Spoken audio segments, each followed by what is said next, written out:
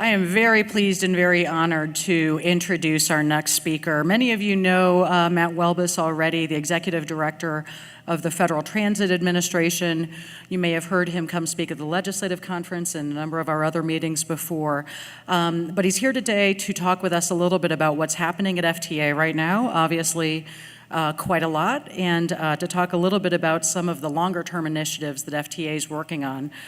Most notably, in recent years, FTA has been dealing with challenges such as looking at workforce development challenges and the gap that we have in the industry, how they can better target their funds to maintaining state of good repair for our aging infrastructure, the competing demands for New Starts funds and capital investment grants, strategies for new mobility options. I know that's something we've heard a lot about at this conference. We'll be hearing a little bit more about tomorrow, but some of Matt's staff will be talking about things that FTA is doing to look at how we can incorporate mobility management into transit. And most importantly is also taking on a greater safety role within FTA. Congress has delegated responsibility for safety oversight of rail transit systems to FTA, and this is a new thing that they're staffing up and in the process of implementing. So I'm looking forward to hearing a little bit more about that from Matt later today. He's also got a number of his staff here who we'll be introducing later too. APTA has a very, very strong partner with FTA and with Matt at the helm there as well as executive director. I do just want to recognize him and his staff. The fact that they're here today and that there's a number of his senior staff that are here to answer questions, I think really says a lot about the importance that Matt places on the outreach to the industry at events like this and the importance of having opportunities for his staff to interact with all of you and hear from you as well. So Matt has been serving as the Executive Director of the Federal Transit Administration in Washington, D.C. for several years, where he directs the daily operations of the agency in support of public transportation services in communities across the United States. He supports the FTA Administrator in providing leadership and establishing direction on public transportation policies, budgets, and strategic priorities.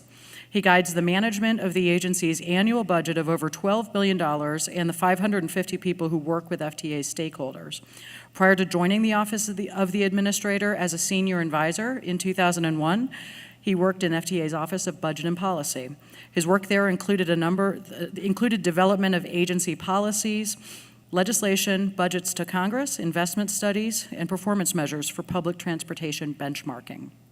During 2007 to 2008, he served as FTA's Acting Associate Administrator of Research, Technology, and Innovation, and from 2001 to 2002, he was Acting Director of FTA's Washington, D.C. Metropolitan Office. He began his federal career as a Presidential Management Fellow in 1992, working in the Office of Management and Budget, in the Office of the Secretary of Transportation, and also with FTA. He's got a Master of Public Affairs from the University of Minnesota's Humphrey Institute of Public Affairs, and in 2000 he received a German Marshall Fund scholarship to study transportation, environmental, and land use policies in Europe. He's been recognized with a Presidential Rank Award of Meritorious Service for long-term accomplishments and commitment to the excellence in public service, and he's also received the Secretary of Transportation's Gold Medal for Outstanding Service. So with that, I would like to welcome Matt to the stage.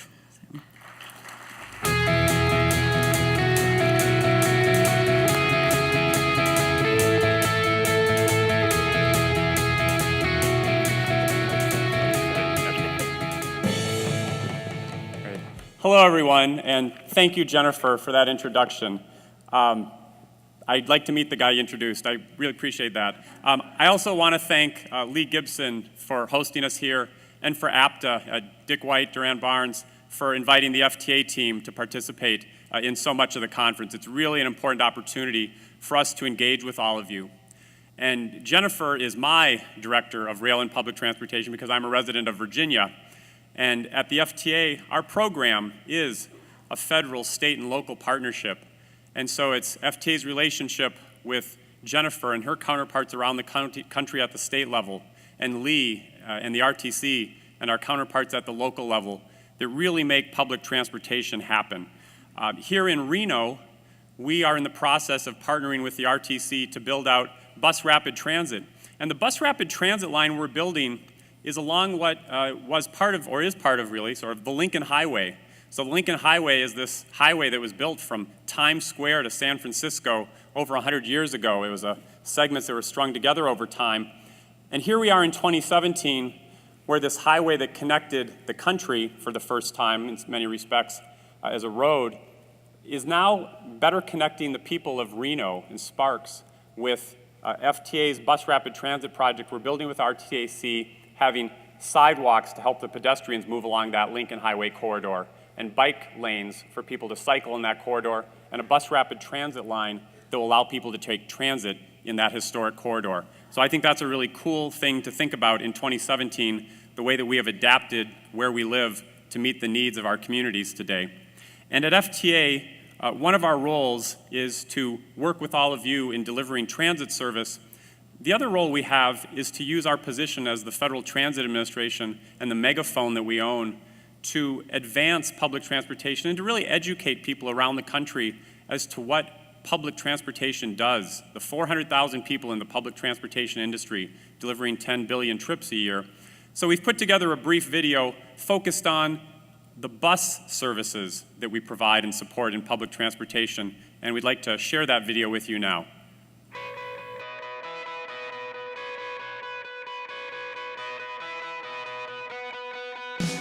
Buses make up the backbone of every public transportation system in America, transporting people to work, school, healthcare, and other destinations in every community in every state. Buses are the most widely used form of public transportation in the United States. During any given rush hour, as many as 48,000 buses drive the streets of America.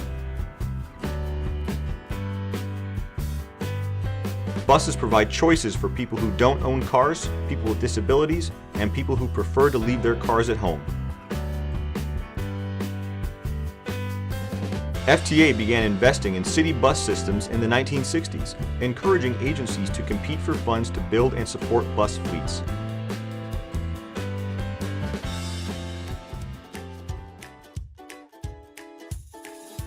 Today, FTA programs fund transit buses and bus facilities in more than 3,000 agencies in cities, rural areas, and tribal lands across the country.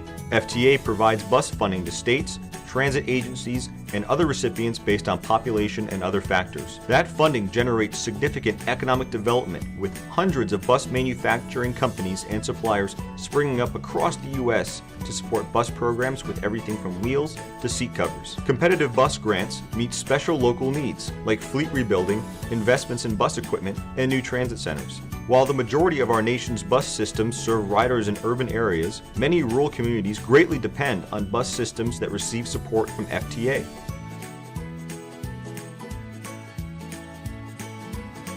City Utilities in Springfield, Missouri opened a new bus transit center in 2016 to improve traffic flow and better serve its passengers, who take about 1.5 million trips a year. FTA funding helped replace a 30-year-old transfer station, and with a new location on Main Street, will give local businesses a boost. In 2016, the Ohio Department of Transportation used FTA funds to purchase 112 replacement buses for 34 rural transit agencies throughout the state. The old buses had exceeded their useful life on average about 12 years.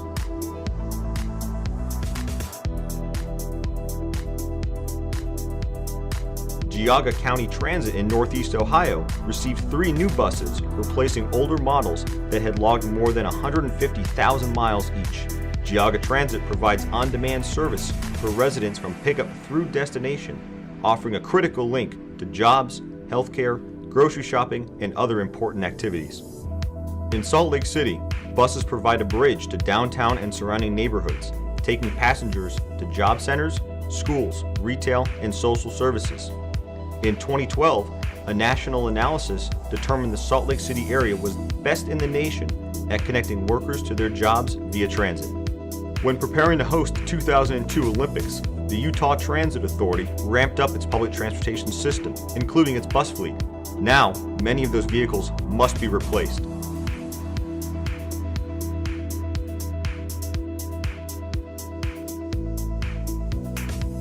The buses also come with Wi-Fi and GPS that support real-time arrival apps, amenities much appreciated by riders. UTA's bus program provides a key link to the region's public transportation network, connecting to light rail, commuter rail, and the international airport.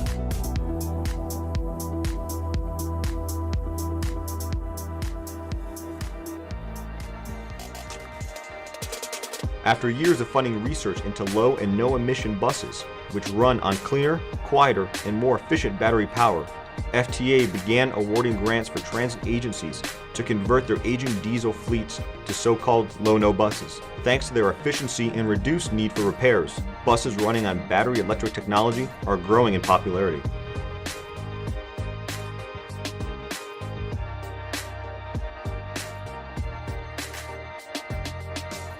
In South Carolina, the city of Seneca paired with Clemson Area Transit, known as CAT, to convert its bus fleet to electric.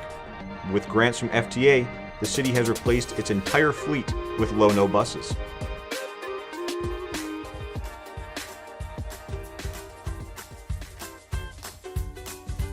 CAT also serves nearby Clemson University.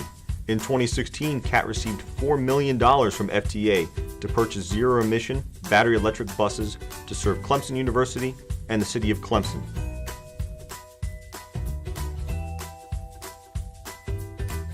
These are just a few examples of how FTA's bus programs improve public transportation for America's communities. For more information, visit our website.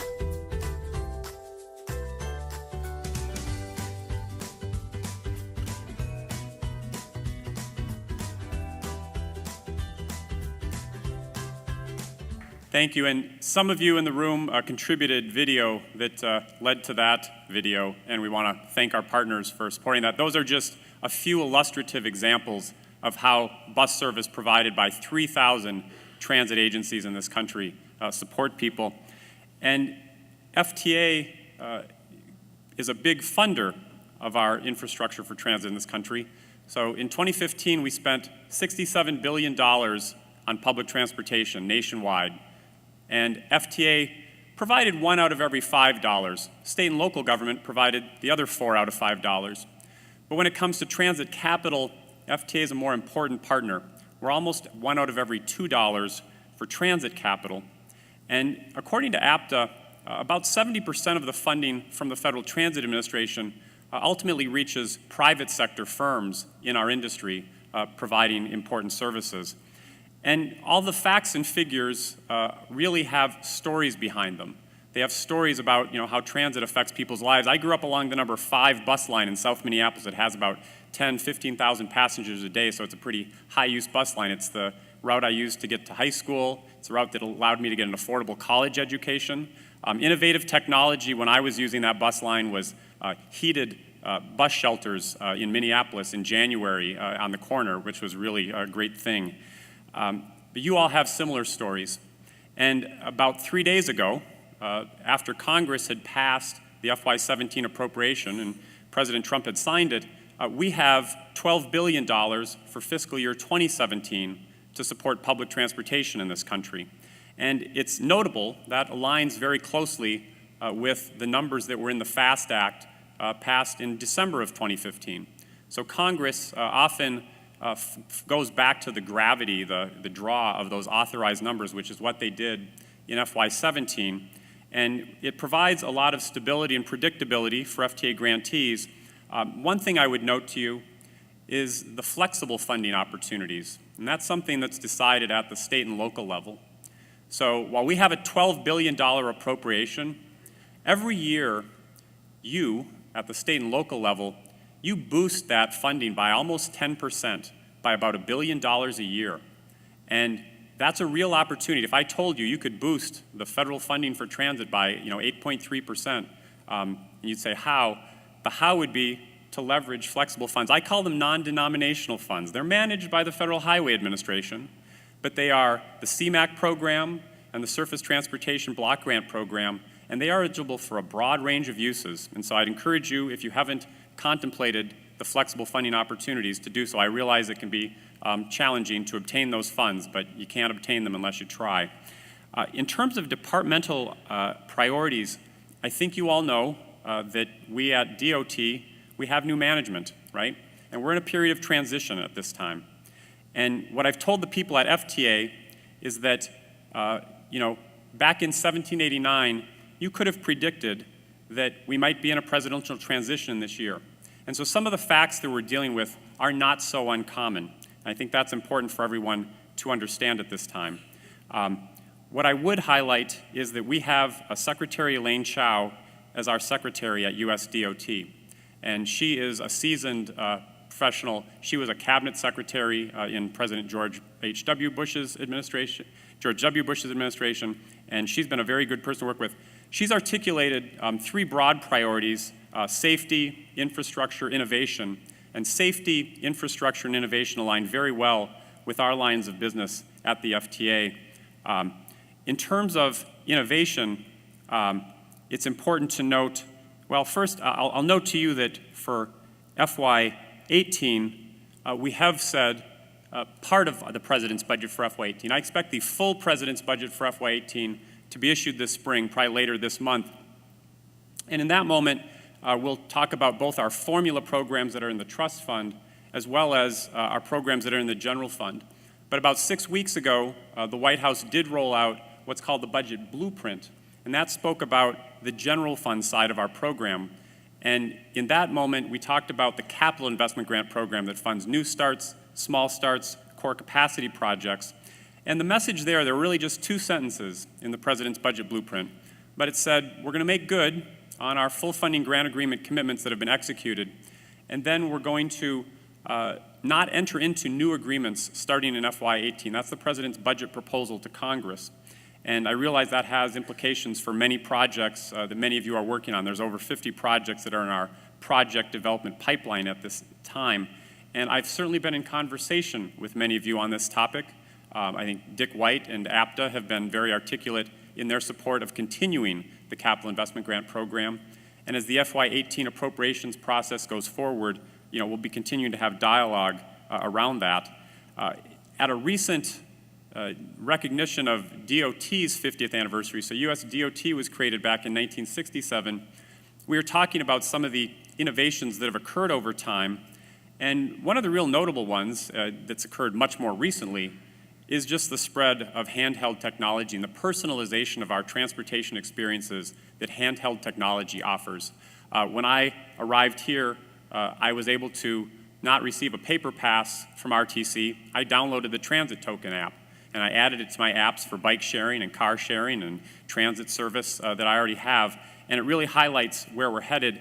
And the smart vehicle technology that you now see deployed on buses, the adaptive cruise control and lane assist and the intrusion information is just an example, a simple example of where we're headed. And as part of the original sharing economy, right, we were providing a sharing economy experiments long before that term was around. At FTA, we are really working to leverage these opportunities effectively. I will tell you, for the first time, I'm using my little tablet here to speak, and I'm going to try to find where I am in my remarks. Yeah, so that's another feature of new technology that we're trying out here.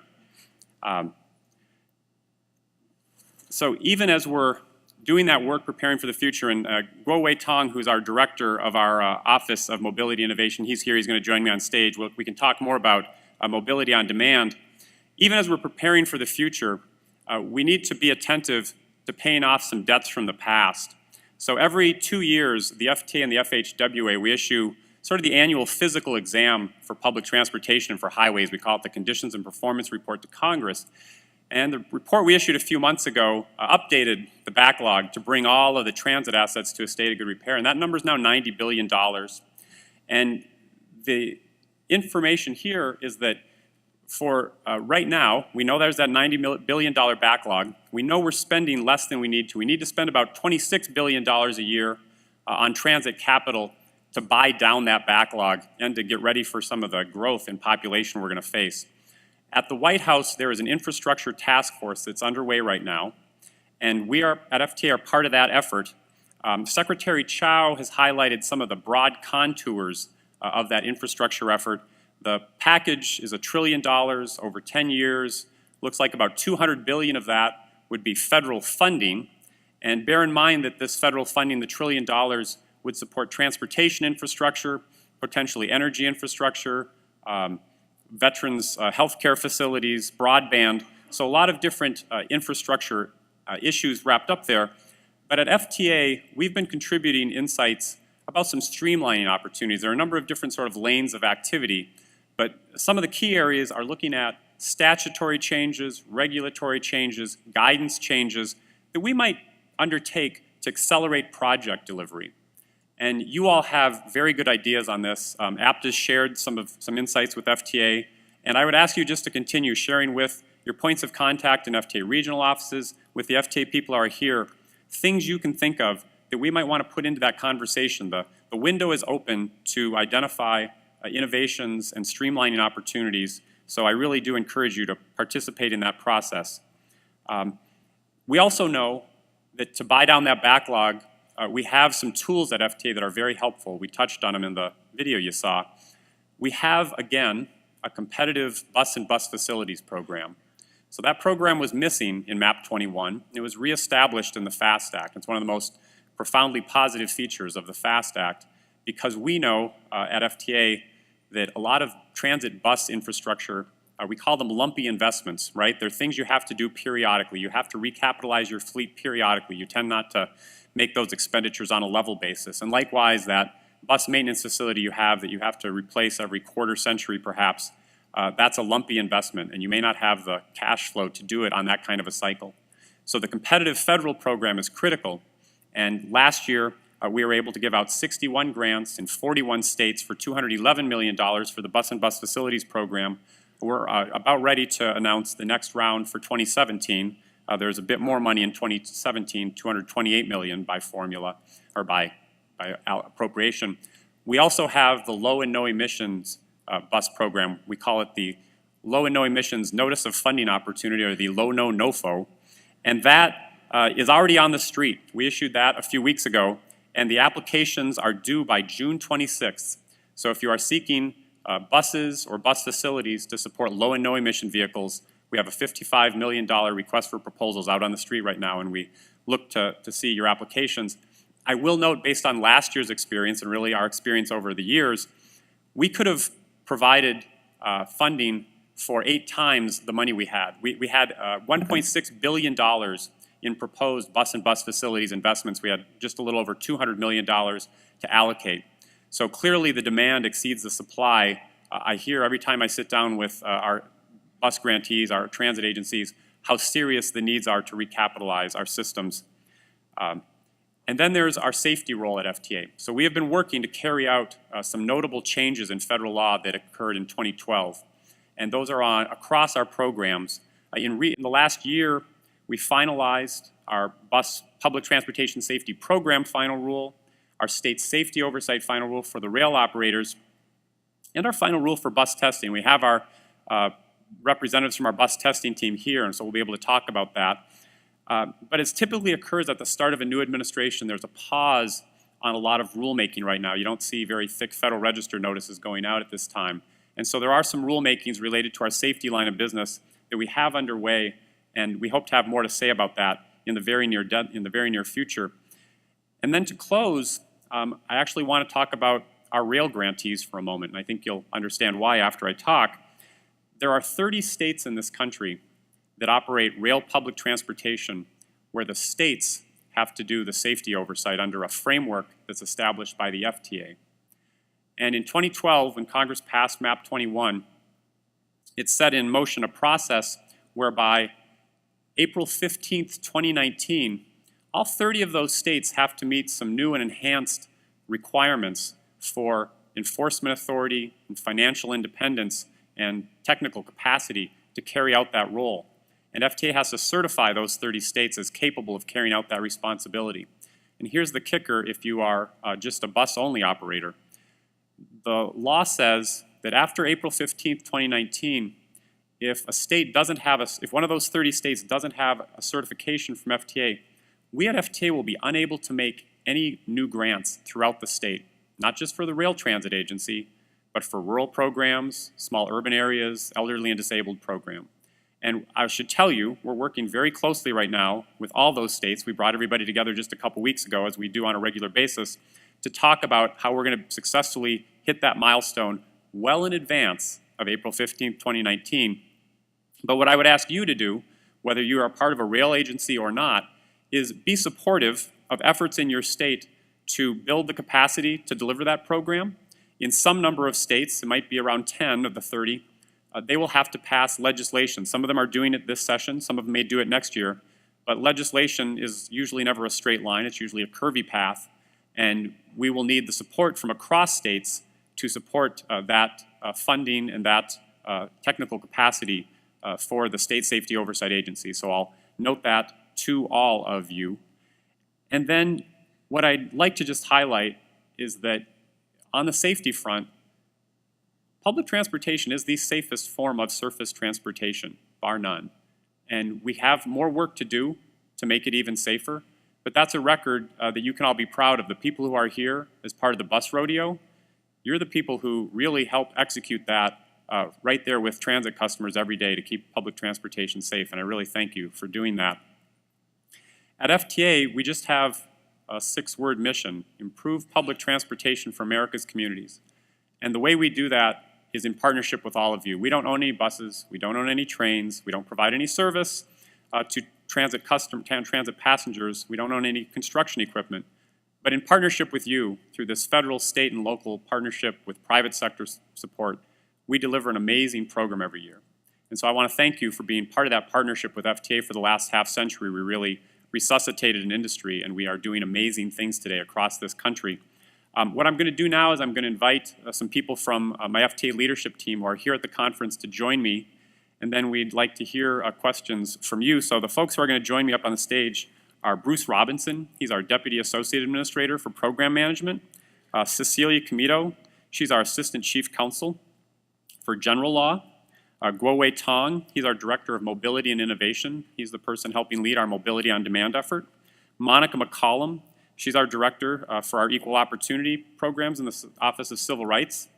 And then Dwayne Weeks, who's our Director of our Office of Planning and Environment. So thanks for joining me here, and we're looking forward to your questions.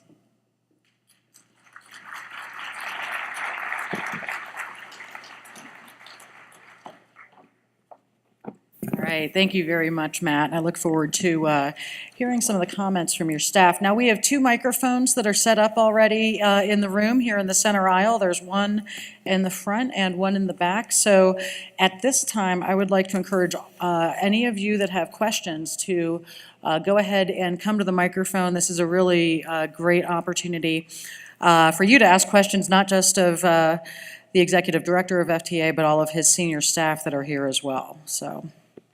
Okay, well, we're seeing if anybody has any takers. I have a few questions, actually, that I'd like to pose to FTA as well. And Matt, I'll let you sort of determine who on your staff you want to have respond to that. So over the past year, FTA has moved away from its term system and for managing grants, and they've brought in a new system, which is TRAMS. So just curious about how the implementation of that has gone and whether that's had any implications for grantees. Have you seen how it's going to improve grant making? And what do people here and any grantees really need to know about that? Okay, thank you. We opened our new TRAM system in February of last year. So we're already a year into our new system. We are continuing to make improvements, but there are some aspects of the program that were designed to help streamline the process. We implemented new workflows in terms of how it moves through the region to make the grants move quicker. I think one of the greatest benefits that many people will see will be the ability to combine funds into a single grant. So where previously if you were doing a bus facility, you may have been using your bus and bus facility, your 5339 funds, you may have been using 5307 funds, and you had to do 2 separate grants. Now you can do 1 grant for the same activities. So we're excited about the new capabilities. I think as with any new system, there were issues and hiccups that we hadn't expected, but we have been working to address them. And we continue to get ideas and ways to improve the system that we're seeking to implement. So if you have other suggestions, please let me know. Great, all right. I'd like to ask a question also about transit-oriented development. And the Trump administration has really been emphasizing the link between transportation investments and development and real estate growth. So I'd like to know what efforts are underway at FTA right now to really try to strengthen that transportation and real estate connection. Right. I'll touch on a few things. Others might have some things to add. One of the things we've done is we have a TOD technical assistance program at FTA. So Smart Growth America manages a TOD technical assistance program, and we provide really some support to transit agencies that want to know more about how to leverage TOD opportunities. So there are a lot of resources there. In recent years, we've done some more detailed support, some enhanced support for selected cities. We may have the opportunity to do that again in the future. So that's an important line of activity we've been involved in. And then we recently updated some of our joint development, not necessarily transit development, but our joint development guidance, and Cecilia could talk about some of the things we've done in that area. So on the joint development guidance, we now have I think a very well process available for folks who want to take advantage of joint development opportunities, in which we work with you through the regional office and then in coordination with headquarters on reviewing those applications and working with the grantees and really helping you try to figure out, is this a joint development opportunity or is it something else, and how can we leverage those private dollars? Because as was mentioned, under the new administration, leveraging the private dollars is really a cornerstone of the future of the program, and we certainly want transit to take advantage of all of those. So we've got the circular, and if you have any questions about that, there are folks at FTA you can ask for more information. The other one I'd mention on that point, it just dawned on me, the FAST Act also expanded the eligibility to use the DOT loan programs for transit-oriented development. So the TIFI and the RIF program can be used for transit-oriented development work, and if you are looking to do the financing for a TOD project, we now have an opportunity as a lender to support you in that. So it's worth exploring. There's a Build America Bureau at DOT, and the staff there can walk you through some of the opportunities in that area. Great. I see we have a couple people at the microphone. I believe the young lady who is here at the back of the room, would you like to go first? My name is Chrissy Ditmore. I'm with Conduent, and I'm glad we're talking about leveraging private sector dollars. So my question is, one of the best parts of the MOD program was the ability for agencies to go into a project with an identified partner up front. Being part of the private sector, I'll tell you, talking to agencies going into that project cycle, a lot weren't even sure that that was the case. So my first question is, are we maybe looking at in the future extending that kind of procurement opportunity to transit agencies for other types of grants? And then if that is the case, what might be the best way to get that information to the agencies up front so that they know the kinds of partnerships that they can enter into? Right. When we run our work from our research program, under our 5312 program, we have some more flexibility about how procurements can occur and how our grantees can partner. Go Away might have some more to say. I believe we did, in the request for proposals, highlight that opportunity. And if you're managing something under, say, an urbanized area formula grant, it may sound unfamiliar to highlight that you can have that partnership going in, but that is one of the flexibilities that the law allows when we are running a program through our research program. We can do some things that are more experimental, and we realize that having that partnership in place up front can help you take some more risky activities. Go Away. So last year's sandbox opportunity, it does have that key partner provision. So if you come in, submit your application, you identify your private sector partners, once FTA select your project, and then from FTA perspective, you do not need to go through the procurement, although it's still subject to local and state requirement, procurement requirement. My understanding is a lot of time the state and local entities will recognize FTA's intent.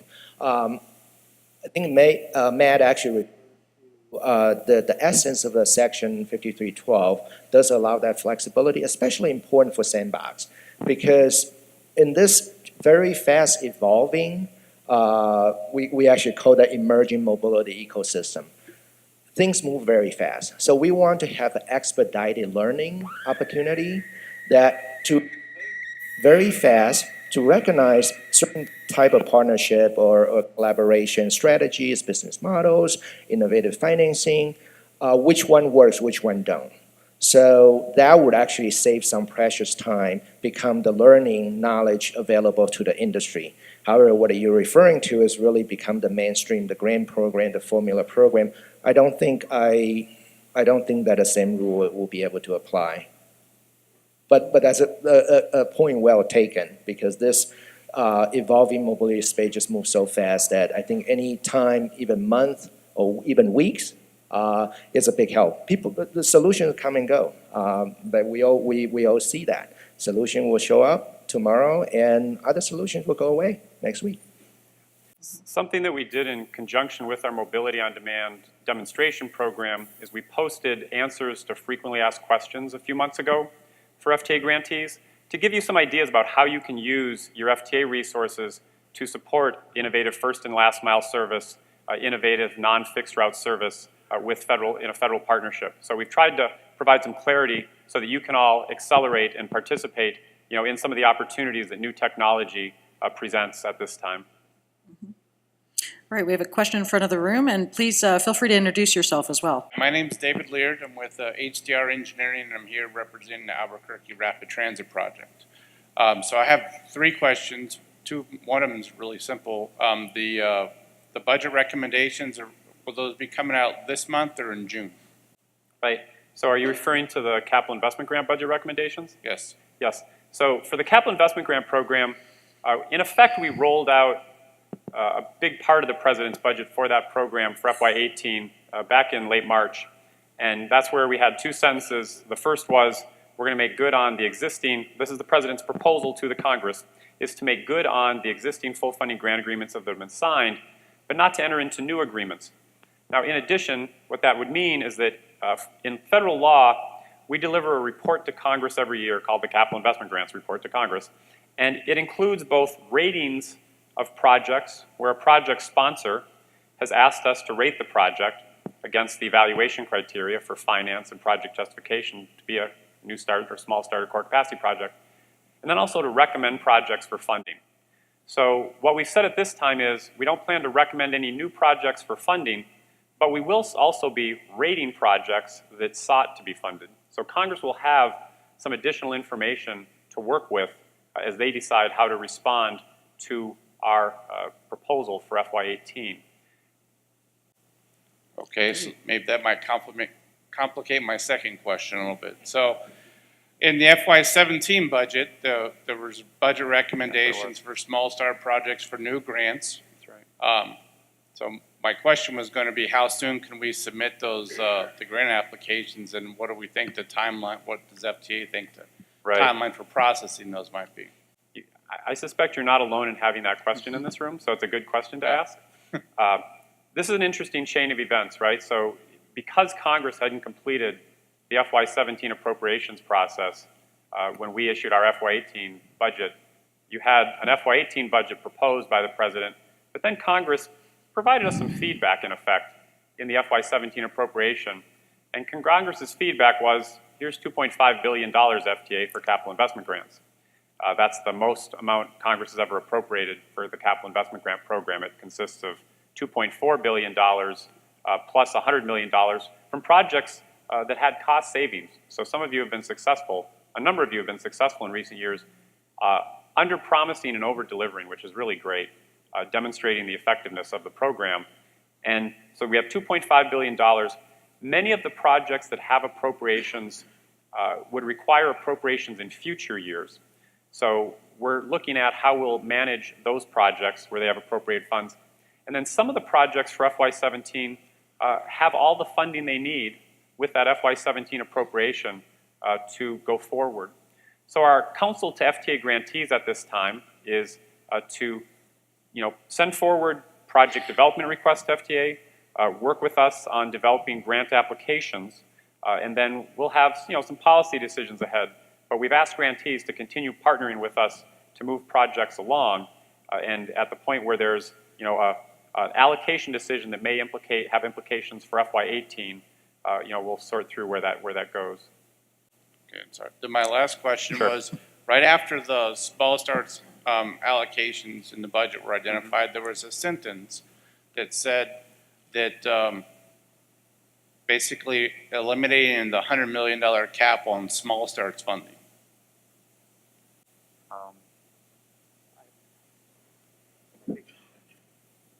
I think that may have been that there was a cap on I know the allocation that FTA could make to any particular project, which is Right. $100 million. So it wasn't changing the thresholds of the programs. It was just changing. It was saying that. Yeah, it was a part. It wasn't. I don't know if it was directed at small starts. I think it was directed at the amount we might award in an FFGA for a new start project or a core capacity project, where historically they've been allocated up to about $100 million in most cases. And Congress said, hey, you know what? If you want to award an amount greater than that, that's all right. There's a $100 million cap on federal funding for the small start projects that remains in effect in statute. Okay. Thank you. All right. Thank you. Thank you. And in the back of the room, hopefully your microphone's working. Okay, great. Hi, Brian McMahon from HNTD. Thank you to the six of you for coming all the way out here. With regard to the accelerated project delivery provisions or the environmental streamlining from the FAST Act, have there started to been any lessons learned or outcomes emerging?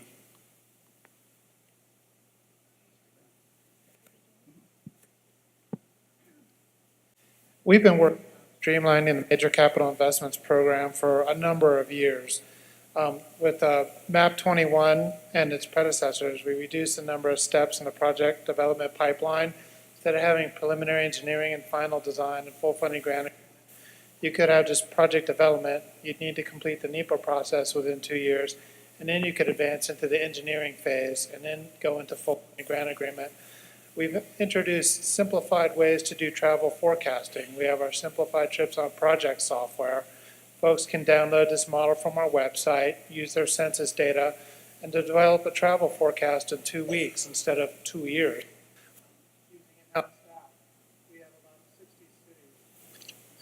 There are 60 cities around the country currently using the STOP software. And we've made a lot of steps. There's like 55, 60 projects in the planning and project development pipeline right now. Some of the observations and lessons learned. A lot of folks are advancing projects in the project development that may have done a better job planning, developing local consensus, looking at alternatives, considering the environmental and human impacts of their projects before they advanced into project development phases. I mean, we've done a lot we can to reduce our federal steps. We're also looking at, under this administration, ways to look at reducing regulatory barriers, streamlining the NEPA processes, advancing other things. But I would encourage folks to work with your citizens, your local elected officials, your business leaders, obtain local consensus, obtain your local funding commitments, and do your homework before advancing a project for FTA consideration. Among the rulemakings that we have in play right now, I mentioned that a lot of rulemakings are on pause across the federal government sort of during an evaluation period at the start of a new administration. That's not uncommon. There is an opportunity in the capital investment grants program there's an expedited project delivery process, and that's a rulemaking that we could have in the queue to go forward with. So that's something you might watch for in the near future. Mm-hmm. Great. In the front. Good afternoon. So now that we have a full year FY17 appropriations, when do you expect to see apportionments in the register? And what is FTA doing to shrink that gap between appropriations and apportionments so that recipients can get that money more quickly? Right. We already have staff who are working on doing the apportionment runs. Part of the time frame to do the apportionments is, especially when all the appropriation bills are passed at the exact same time across government. So you have one Consolidated Appropriation Act, you have every single department sending paperwork to the Office of Management and Budget to approve their allocations. And that, we've been warned by the office, our budget office, that that approval process might, do we have another microphone? Is he? That approval process might take up to maybe a month. So we're probably looking at the end of May, early June to have our final apportionments up. We encourage you to keep moving the grants, have your grants ready, so once those funds are, we can load them into the actual grant. Bruce and his team work very effectively to have the apportionment ready as soon as we have those numbers. We actually look at the numbers when they're, in the conference stage and try to do the run so we can move those forward. He's highlighting that there's a step for not only the Office of Management budget for the Department of Treasury, and we think that within about 4 or 5 weeks we'd be in a position to make that apportionment and put it in the Federal Register. Great. All right, first we've got a question in the back. Jack Clark from the Transportation Learning Center. Workforce development remains a huge challenge for the industry, and the small amount of money that had previously been available was not appropriated. Yep. I realize that the formula fund can be used, the 0.5% of formula funds can be flexed for workforce development. I don't think a lot of agencies are aware of that, and even those who are aware of it may not be strongly inclined to do it because it reduces the capital spending. Workforce development does remain a major challenge. Is FTA looking to address that? Or how is FTA? Yeah, thank you, Jack. That's a great question. It reminds me of a few things. One, in multiple meetings I've been in with Secretary Chow, I'm reminded that she was the Secretary of Labor for 8 years, and she cares passionately about workforce development. So that's something that she's going to be asking us about. A couple pieces of good news there. You mentioned one of them, that since MAP 21, transit agencies have the ability to use 0.5% of your formula funds from FTA for training purposes. So it's capital money, but you're able to use up to 0.5% for training purposes. It turns into about $70 or $80 million a year across the industry. And there may be opportunities for transit agencies to figure out how to pool those funds in some effective way to do certain training that might be beneficial to the entire industry. The other piece of news that's 3 days old is that in 2017, the appropriators for the first time used some authorized money on the general fund side, this is getting into, for workforce. So we have at FTA some additional money for technical assistance, standards, and workforce in 2017 that we haven't had in recent years. And it does recreate the potential for us to do a competitive workforce development program. It could be in the range of $2 to $4 million, but it's a really important step. We had some resources for that a few years ago, and then Congress stopped appropriating the funds. I think they might have heard from some of you just how important the workforce needs are in our industry, and so we likely have the opportunity in 2017 to contemplate a competitive workforce program. So stay tuned for more information on that point. Great. Up front here. Thank you. Hi, guys. Thanks for coming. Joe Calabrese, Greater Cleveland RTA. Kind of question on mobility on demand. Many of us are doing pilot programs on first and last mile programs. I think that's great. It's a great form of mobility. It really stretches the reach and capability of our system.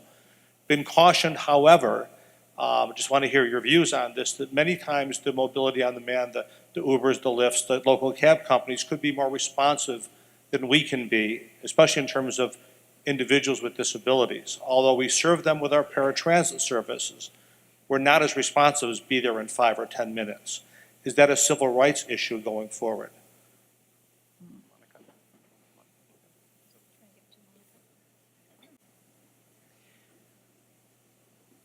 I guess yes and no.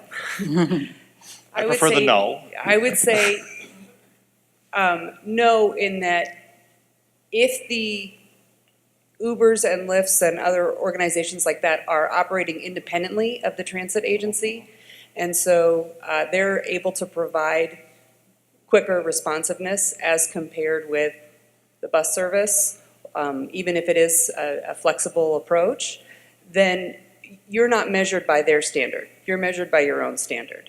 So as long as you're able to deploy accessible vehicles as quickly as you can deploy other vehicles, then you're okay there.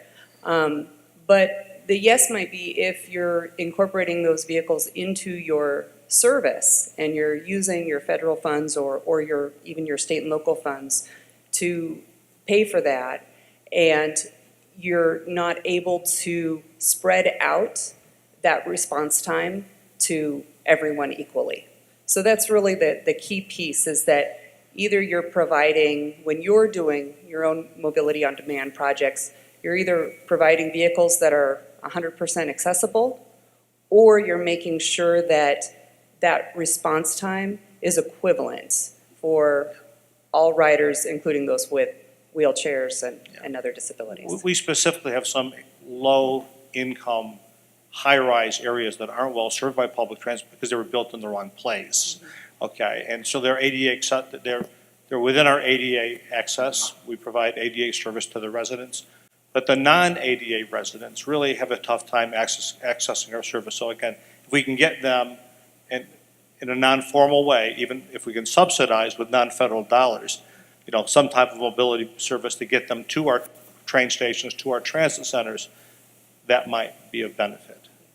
Yeah, and I'd really encourage you to go to the MOD Sandbox, because there are a variety of projects, and I'll let my colleague talk more about those, but ideally, the service that integrates riders with disabilities with all other riders is, I think, what we're all aiming for at the end. So I think a service that can meet the needs of all those riders is really the end goal. Yeah, thank you.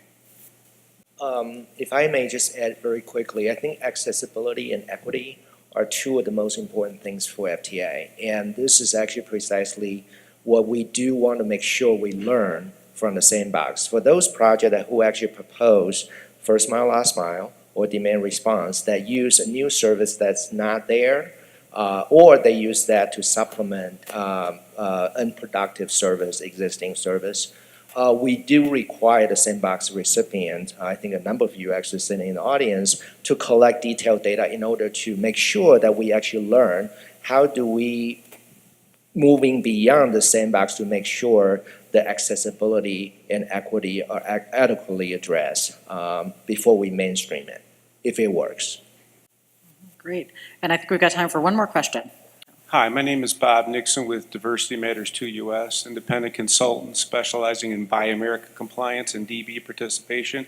My question is for the Civil Rights Office. Quick statement. For new vehicles that are FTA funded, the transit vehicle manufacturers report their DB participation directly to the FTA Office of Civil Rights. But on FTA-funded overhaul vehicles, they report their participation to the agencies themselves. One of the new twists that just came out is FTA is requiring on overhauled vehicles for these overhauled bus and rail car builders to have a TVM certificate. Now, they're never going to report any dollars to the FTA, ever, if all they do is overhaul. So my question is, what's the purpose of having the TVM certificate for those firms? Thank you. If it's okay, I will, because I've been spending a lot of time with this issue. What is important here is that when we talk about overhauls and rebuilds, we're talking about overhaul and rebuilds that are done on a transit agency's own vehicles. And when you do an overhaul or a rebuild program on your own vehicles, then that is part of your regular DBE program. You don't need to hire a TVM to do that work, because it oftentimes is not work that's done by TVMs. However, if you're buying remanufactured vehicles, owned vehicles from somebody else, and those remanufactured vehicles are being sold to the transit agency, then in that case, you do need to be a transit vehicle manufacturer and have a program certified by the Office of Civil Rights. So what we're looking at and focusing on is who controls the contracting opportunities. When you buy the remanufactured vehicle, the contracting opportunities are really controlled by the remanufacturer. When you overhaul or rebuild of your own vehicles, contracting opportunities are really controlled by the grantee. Hopefully that makes sense. Just my question is, if the report will always be $0 for somebody that all they do is overhaul, then what's the purpose of having, I guess, trying to have this certificate? If you're never going to report any progress to it, to the FTA if they're the ones that are demanding it. Okay, so if somebody's, like I said, if they're doing overhaul work Yes. for a grantee on the grantee's vehicles, they do not need to be a certified TVM. Okay, well, but it's happening in the industry right now. Well, we can talk about it. Yeah. Okay. Clarification on that, but that is the distinction. Okay. All right. Well, it's 5 o'clock. I know we are the last thing standing between the crowd here and the hospitality suite. So I would just like to take a moment to thank Matt and to thank all of his staff for coming here, for spending your time. I know that this is a great opportunity for everybody here to get to ask you more questions. I know that some of you will also be speaking in sessions tomorrow as well. So we certainly recognize the investment of time that you've put into coming out here and to hearing from us, and also for us to get an opportunity to hear directly from you. So with that, thank you very much. Thank you all.